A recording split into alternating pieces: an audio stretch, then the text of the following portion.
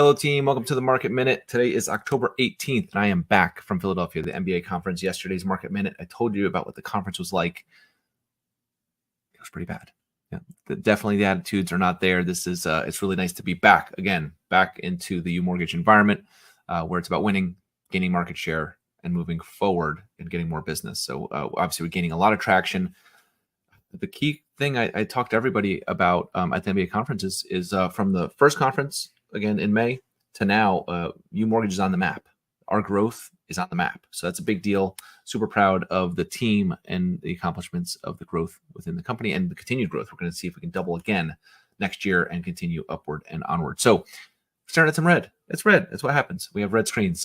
We talked about this back when the 10-year was at 450. We knew kind of the next stop for this was going to be 5.25. We know the Middle East kind of drama and what's happening with Hamas and Israel is caused a little bit of a pause or a delay there, but like the markets just shrugged that off and we're like, it's still upward with that 10-year. So we're staring at a 10-year at 490 right now. We're going to see what happens at that psychological threshold of 5.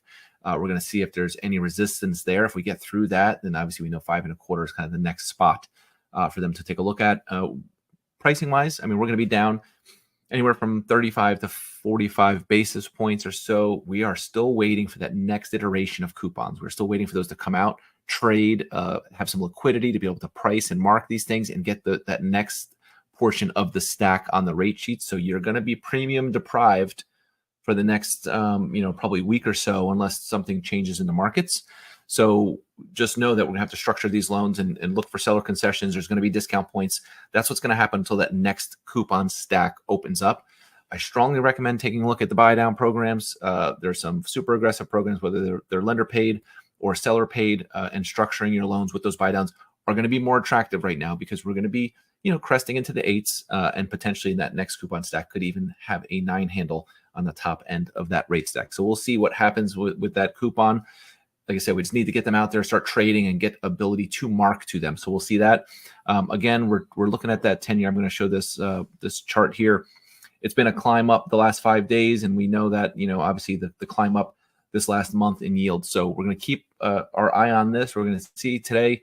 Again, we started overnight was kind of flat, maybe even better a tiny bit, and then just this trend. There's no real data to push this 10-year higher, but it's just the trend is pushing everything up. This higher for longer piece is kind of leaking in every single day. The sentiment towards the end of the day is selling, and then obviously it opened today okay, and then started to sell as the morning went on. So keep an eye on that.